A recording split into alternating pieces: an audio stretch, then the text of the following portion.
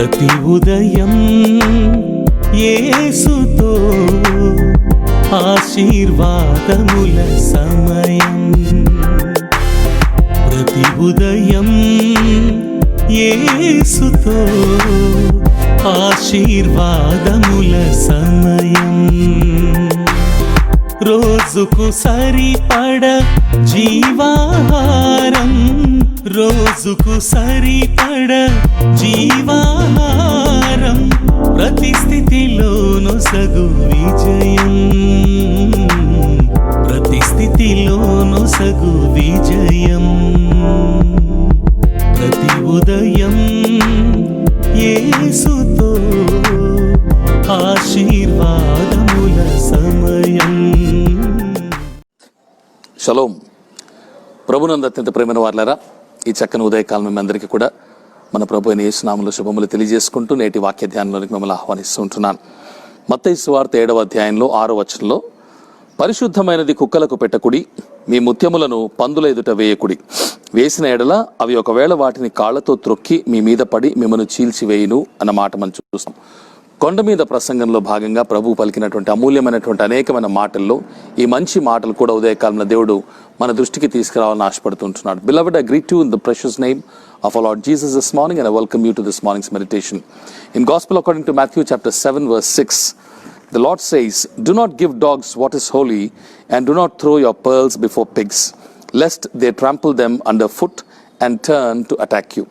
చాలా ప్రాముఖ్యమైనటువంటి మాట ఇది నాన్న మరి యొక్క అంశంలో మనం నేర్చుకుంటున్నాం. ప్రియమైన వారలారా, దేవుని గురించి మాట్లాడాలనేటువంటి ఆతృతలో, తొందరపాటులో, ఆసక్తిలో చాలామంది ఎవరితో మాట్లాడుతున్నాం, ఏ సందర్భంలో మాట్లాడుతున్నాం, వారు ఎటువంటి వారు, మన మాటలకు ప్రయోజనకరమైనటువంటి ఫలితం ఉంటుందా లేదా అని ఆలోచించకుండా తొందరపడేటువంటి వారుగా ఉంటున్నారని చెప్పి దేవుని యొక్క అమూల్యమైన మాటలు ఉదయకాలం మనకు జ్ఞాపకం చేసినట్టుగా చూస్తాం. In our eagerness to speak to people about God and His love, and in our eagerness to explain to them about the gospel of Jesus Christ, many times we forget this valuable teaching of Jesus as to what kind of a situation we are dealing with and what kind of people we are dealing with. మనం చూసినట్లయితే పందులు ఎదుట మీ ముత్యములు వేయకుడి అన్న మాట మీద ఉదయకాలంలో మన ధ్యానాన్ని ఉంచుతున్నాం. కాబట్టి 2 రకాల పందులు ఉన్నట్టుగా ప్రాముఖ్యంగా గమనించాలి. 2 రకాల పందుల గురించి ఇక్కడ ప్రభు మాట్లాడుతున్నాడని మనం గమనించాలి. మొదటి రకం పందులు ఎవరని చూసినట్లయితే, దేవుని ఎరిగి కూడా లోక మాలిన్యంలో చిక్కబడి అనేకమైనటువంటి అనవసరమైనటువంటి వితర్కములు, బైబిల్లో లేనివి వెతకడము, కోడిగుడ్లకు ఈకలు పీకేటువంటి రకం ఉండేటువంటి పందులు కొన్ని ఉన్నాయి. మొదటి రకం పందులు అవి. 2వ రకం పందులు ఎవరని చూసినట్లయితే, దేవుణ్ణి గురించినటువంటి సత్యవార్త పలుమార్లు విన్నా కానీ, వినిపింపబడినా కూడా ఆయన్ని ఎరగటానికి ఇష్టము లేనటువంటి పందులు, ఇష్టపడనటువంటి పందులు. We see that broadly there are 2 types of pigs before whom we are not supposed to throw our pearls. The first type are those who know God, who have tasted the love of God, but yet are entangled in the worldly affairs and sinful matters of the world, and thereby give importance to arguments, to debates and discussions, trying to find unnecessary things from the Bible and putting it to discussion. The second type of pigs are those who would not will or who would not like to listen to the true word of God, even though they know that this might be the true word. They would not like to listen to God's word at all. They would not like to know about the true God at all. So therefore we need to be careful about these 2 type of pigs and not unnecessarily waste our beautiful pearls. అమూల్యమైన ముత్యముల వంటి మన మాటలు వారి ఎదుట వ్యర్థం చేయకూడదు అనే విషయాన్ని మనం గుర్తుపెట్టుకోవాలి. అటువంటి వారి ఎదుట మొదటి రకం పందుల గురించి దేవుని వాక్యం ఏం చెబుతుందో చూద్దాం. మొదటి రకం పందుల గురించి 2వ తిమోతి 2వ అధ్యాయంలో 23వ వచనంలో పౌలు రాసిన మాటల్లో, నేర్పులేని మూఢుల వితర్కములు జగడములను పుట్టించునని ఎరిగి అట్టి వానిని విసర్జించుము అంటాడు. నేర్పులేని మూఢుల వితర్కములు జగడములు పుట్టించునని ఎరిగి అటువంటి వాడిని విసర్జించి, వాటితో మాట్లాడద్దు, ఎందుకంటే వాటితో మాట్లాడి జగడాలు పుడతాయి కాబట్టి నువ్వు మాట్లాడద్దని చెప్పి తిమోతిని హెచ్చరించినట్టుగా మనం చూస్తుంటున్నాం. Paul writes to the young man Timothy in 2 Timothy chapter 2 verse 23, where he says, "Have nothing to do with foolish ignorant controversies, you know that they breed quarrels." If you enter into arguments with people who are deliberately trying to argue, then that will breed quarrels. Therefore be careful అనే మాట చూస్తాం. అలాగే తీతుకు రాసిన పత్రికలో కూడా 3వ అధ్యాయంలో 9వ వచనంలో పౌలు రాసిన మాటలు, తీతు 3:9 అంటాడు, అవివేక తర్కములను వంశావళులను కలహమును ధర్మశాస్త్రమును గురించిన వివాదములను నిష్ప్రయోజనమును వ్యర్థమునై ఉన్నవి గనుక వాటికి దూరంగా ఉండుమంటాడు. అవివేక తర్కములు, వంశావళులు, కలహము, ధర్మశాస్త్రమును గురించిన వివాదములను నిష్ప్రయోజనమును గనుక లేక వ్యర్థమునై ఉన్నవి గనుక వాటికి దూరంగా ఉండుమంటాడు. But avoid foolish controversies, genealogies, dissensions and quarrels about the law, for they are unprofitable and worthless, says Paul in Titus chapter 3 verse 9. కొంతమంది మాట్లాడినప్పుడు నేను ఆ మధ్యకాలంలో నాకు కూడా అనుభవాలు అయ్యాయి. కొంతమంది అనవసరంగా ఇంకేదో మాట్లాడాలి, దైవ సేవకుడు పక్కన కూర్చున్నాడు, ఎదురు కూర్చున్నాడు, లేకపోతే ఫంక్షన్లో కలిసాం కాబట్టి నేను కూడా జ్ఞానిని, నాకు కూడా బైబిల్ తెలుసు అని చూపించుకోవడానికి కొంతమంది అనవసరంగా యేసుక్రీస్తుని గురించిన వంశావళులు, రూతు గురించిన వంశావళులు, అలాగా రకరకాల వంశావళుల గురించి, రాహాబురు గురించిన వంశావళులు, ఇవన్నీ కూడా తీసుకుంటూ బైబిల్ సంబంధమైనటువంటి మాటల్లో లేనివి వెతికేటువంటి ప్రయత్నం చేసేటువంటి వారుగా ఉంటున్నారు. కాబట్టి అటువంటి వారికి దూరంగా ఉండు, ఎందుకంటే అవి వ్యర్థము, నిష్ప్రయోజనము అని స్పష్టంగా చెప్తూ ఉంటున్నాడు. అలాగే మనలో చాలా మంది ఇలాంటి ప్రయత్నాలు చేసేటువంటి వారంగా ఉంటున్నాం. ప్రేమను వారిలారా, బెరేయ సంఘస్థులు పౌలు బర్నబా వెళ్ళి వాక్యాన్ని ప్రకటించినప్పుడు వాక్యం అలాగా ఉన్నదో లేదో అని చెప్పి అనుదినము వెళ్ళి వారి ఇంటికి వెళ్ళిన తర్వాత వాక్యాన్ని పరిశీలిస్తూ వచ్చారు. కానీ పౌలుతోనూ బర్నబాతోనూ వాద వివాదములకు దిగి అనవసరమైనటువంటి తర్కములు చేయలేదు.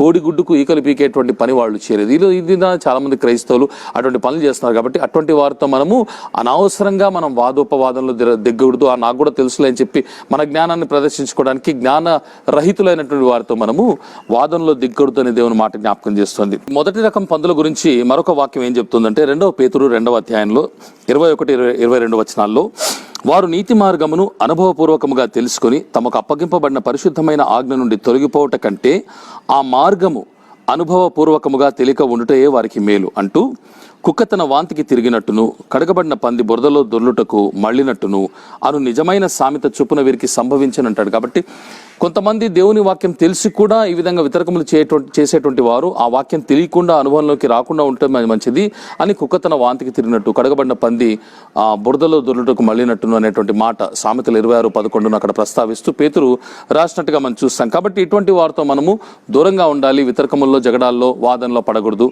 మనం అటువంటి వారి ఎదుట జ్ఞానం లేని వారుగానే, తెలియనట్టు వారుగానే ఉండిపోవడం మంచిది మన జ్ఞానాన్ని ప్రదర్శించడం కంటే. ఇక 2వ రకం పందులు ఎటువంటి వారిని చూసినట్లయితే మత్తయి సువార్త 10వ అధ్యాయంలో 14వ వచనంలో, మత్తయి 10:14లో ప్రభు స్పష్టంగా ఇటువంటి వారి గురించి చెప్పినటువంటి మాట ఏంటంటే, సువార్త చెప్పమని తన శిష్యులకు ఆయన చెప్పినప్పుడు కూడా, బోధించినప్పుడు కూడా ఆయన ఏమంటాడంటే, ఎవడైనను మిమ్మును చేర్చుకొనక మీ మాటలు వినకుండిన ఎడల మీరు ఆ ఇంటినైనను ఆ పట్టణమైనను విడిచిపోయినప్పుడు మీ పాద ధూళి దులిపివేడంటాడు. Beloved, we see that one more reference belonging to the first type of pigs we have seen in 2 Peter chapter 2 verses 21 and 22. You can just go through it. Therefore, those people who knew the word of God and yet are behaving in such a manner, it is better that they did not know God. That's what is the gist of Peter's writing in those verses. Therefore, it is wise for us to stay away from such people. Now, coming to the second type of pigs, we are looking at Matthew chapter 10 verse 14, where the Lord himself says, and if anyone will not receive you or listen to your words, shake off the dust from your feet when you leave that house or town. ఎవడైనను మిమ్మల్ని చేర్చుకొనకపోయినా, మీ మాట వినకపోయినా కానీ, మీరు వాడి ఇంటిని కానీ పట్టణాన్ని కానీ విడిచిపెట్టేటప్పుడు మీ యొక్క కాళ్లకు తగిలేటువంటి ధూళిని మీరు దులిపి వేసుకునేటువంటి మాట చెప్పాడు. ఎందుకు ఆ మాట చెప్పాడంటే, సొదొమ గొమొర్రాల కంటే వారి పరిస్థితి అంత్య దినముల్లో భయంకరంగా ఉంటుంది. ఎందుకంటే సత్యవాక్కును వినిపింపచేసేవారు వచ్చినా కానీ వారు నిర్లక్ష్యం చేశారని. కాబట్టి వారితో మనము ఎక్కువగా వాదనలో దిగకూడదు. వారి గురించి మీ దేవుడు నిజమైన వాడా, మా దేవుడు నిజమైన వాడా, మీ వాడు గొప్పవాడా, మా వాడు గొప్పవాడా అని కొంతమంది రకరకాలుగా వెళుతుంటారు. ఈ మధ్యకాలంలో సువార్త చెప్పడానికి ప్రతి ఒక్కళ్ళు బయలుదేరిపోయారు. చిన్న చిన్న పిల్లలు, వాక్యం తెలియనటువంటి వాళ్ళు సంఖలో బైబిల్ పెట్టుకొని దినాన యూట్యూబ్లో, ఫేస్బుక్లో, రకరకాల సోషల్ మీడియా ప్లాట్ఫామ్స్ ద్వారా బోధించేస్తున్నారు.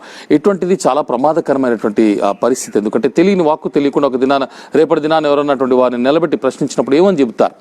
కొన్ని సందిగ్ధమైనటువంటి పరిస్థితులు బైబిల్ నుంచి తీసి అడిగినప్పుడు ఏమని సమాధానం చెప్తారు? కాబట్టి అటువంటి వారు మన మాట విన్నప్పుడు వారితో ఊరికే మొండిగా వారితో వారి వెంట పడకుండా వారిని విడిచిపెట్టాలంటారు. లూకాసు వార్తలు 23వ అధ్యాయంలో కూడా 8-9 వచనాల్లో చూసినప్పుడు యేసు ప్రభు దానికి స్వయాన ఒక మంచి మాదిరిగా ఉన్నట్టుగా మనం చూస్తాం. లూకా 23లో 8-9లో హేరోదు ప్రభుని గురించినటువంటి అనేకమైన మాటలు విని, సంగతులు విని ఆయన ఏంటో తెలుసుకోవాలని చెప్పి ఆయన పిలిపిస్తాడు. అయితే వాస్తవానికి పిలిపించింది ఎందుకంటే యేసుక్రీస్తు మాటలు వినడానికి కాదు, దేవుని రాజ్య సంబంధమైన విషయాలు తెలుసుకోవడానికి కాదు, ఏమైనా సూచక క్రియ చేస్తాడేమో చూడడానికి దురుద్దేశంతో పిలిపించి అనేకమైన ప్రశ్నలు వేశాడట. అక్కడ రాయబడిన మాట 9వ వచనంలో చూసినట్లయితే లూకా 23:9లో, అయితే యేసు ఒక్కదానికి కూడా సమాధానం ఇవ్వకుండా మౌనంగా ఉన్నాడు అన్న మాట చూస్తాం. కాబట్టి హేరోదు ఎటువంటి వాడో తెలిసి తన ఎదుట ముత్యములు చల్లుట వేస్ట్ అని చెప్పి ప్రభు అనుకొని తన మాటల ముత్యాలని తను బిగబట్టుకొని మౌనంగా ఉన్నాడట. In Luke chapter 23 verse 8 and 9 we see Jesus Christ is a living example of how we should not throw our pearls in front of pigs. When Herod summons him after having known about him or heard about him and wants to listen to different kinds of things from him, but his motive is mainly to see if he can show any sign, he can do any wonders or miracles in front of him. But Jesus Christ, having known this man's heart, when Herod questions him many questions for a long time, he does not open his mouth or reply to Herod's questions because he knows that Herod is a pig and Jesus would not like to waste his pearls in front of him. కాబట్టి అటువంటి వారితో విముఖంగా ఉండాలి. అంటే దాని అర్థం సువార్త చెప్పకూడదని కాదు.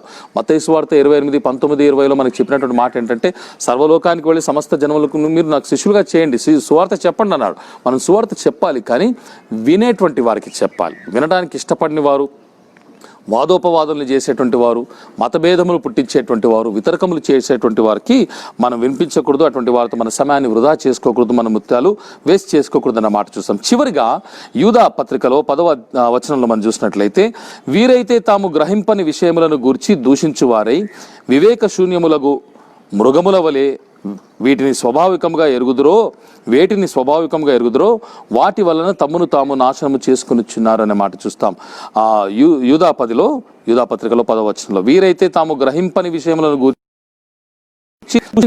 వివేక శూన్యములకు మృగముల వలె వేటిని స్వాభావికంగా ఎరుగుదురో వాటి వలన తమ్మును తాము నాశనము చేసుకునిచున్నారనే మాట మనం చూస్తాం. కాబట్టి మనము ఇటువంటి వారితో జాగ్రత్తగా ఉండాలి. వారి దగ్గరికి వెళ్ళి అనవసరంగా మన సమయాన్ని వృధా చేసుకొని మొండి పట్టుదలతో దేవుని వాక్యాన్ని బోధించే ప్రయత్నం చేయకూడదు. Lastly in Jude verse 10, in Jude it's only one chapter, verse 10 we see, but these people blaspheme all that they do not understand and they are destroyed by all that they, like unreasoning animals, understand instinctively. Therefore we should not waste our pearls in front of such people. కాబట్టి ప్రేమైన వారలారా, పందులు అని నేను ఎవరిని ఉద్దేశించి ప్రత్యేకంగా నేను చెప్పట్లేదు, ఎవరిని అవమానపరచట్లేదు. బైబిల్ వాక్యంలో ప్రభు అన్నాడు, పందులు ఎదుట మీ ముత్యాలు చల్లవద్దు అనేటువంటి మాట. అవి వాటిని త్రొక్కివేసి మీ మీద తిరగబడతాయేమో, మీకు హాని చేస్తాయేమో. అందుకే ఈ దినాల్లో సువార్తకు వెళ్ళినటువంటి కొంతమందిని మూర్ఖులు కొట్టేటువంటి సంగతులు ఏర్పడ్డాయి. కొన్ని సందర్భాల్లో క్రైస్తవులే వాదోపవాదాలకు దిగి కొట్టుకున్నటువంటి సందర్భాలు ఉన్నాయి. కాబట్టి అటువంటి పందుల ఎదుట మన ముత్యములు చల్లక ఆ పందుల్ని బట్టి జాగ్రత్తగా ఉండే జ్ఞానము, వివేకము ప్రభు మనకు అనుగ్రహించును గాక. ఆమేన్. రండి కలిసి ప్రార్థన చేసుకుందాం. ప్రేమగల మా ప్రియ పరలోకపు తండ్రి, దయగల మా ప్రభువా, మీ పవిత్రమైన నామానికి స్తుతులు, స్తోత్రాలు, వందనాలు చెల్లిస్తున్నాం. ఈ తెల్లవారుజామున నాయన మంచి మాటలు మాకు వినిపింపజేసావు, నీకు స్తోత్రాలు ప్రభువా. పందుల ఎదుట మీ ముత్యములు చల్లకుడి లేక వేయకుడి అనే మాట లేక హెచ్చరిక మాకు జ్ఞాపకం చేశావు ప్రభువా. నా తండ్రి, ఈ లోకంలో అనేకమైనటువంటి నా ప్రభు వ్యక్తులు ఉంటున్నారు. క్రీస్తుని ఎరిగినటువంటి వారు ఉన్నారు, ఎరగని వారు ఉంటున్నారు. అయితే వారిలో కొంతమంది నా తండ్రి వితరకములు చేయవారు, విభేదములు పుట్టించేవారు, విమతములు రేపువారు, అనేకమైనటువంటి జగడములు పుట్టించేవారు కనుక వారి ఎదుట మేము జాగ్రత్తగా ఉండాలని, మౌనంగా ఉండాలని, మా పెదవులను మేము కాచుకోవాలని నేర్పించావు. నీకు స్తోత్రాలు చెల్లిస్తున్నాం. ఉదయకాలంలో మీరు వినిపింపజేసినటువంటి అమూల్యమైనటువంటి సత్యములు బట్టి మేము జ్ఞానం కలిగి నడుచుకోవటానికి కృపను, సహాయం అనుగ్రహించమని మా ప్రభువును రక్షకుడిని యేసు నామములో ప్రార్థన చేసి స్తుతించడికి పొందినాము తండ్రి. ఆమెన్. ప్రభు మిమ్మల్ని బహుగా దీవించి ఆశీర్వదించును గాక. షలోం. ప్రతి ఉదయం యేసుతో ఆశీర్వాదముల సమయం.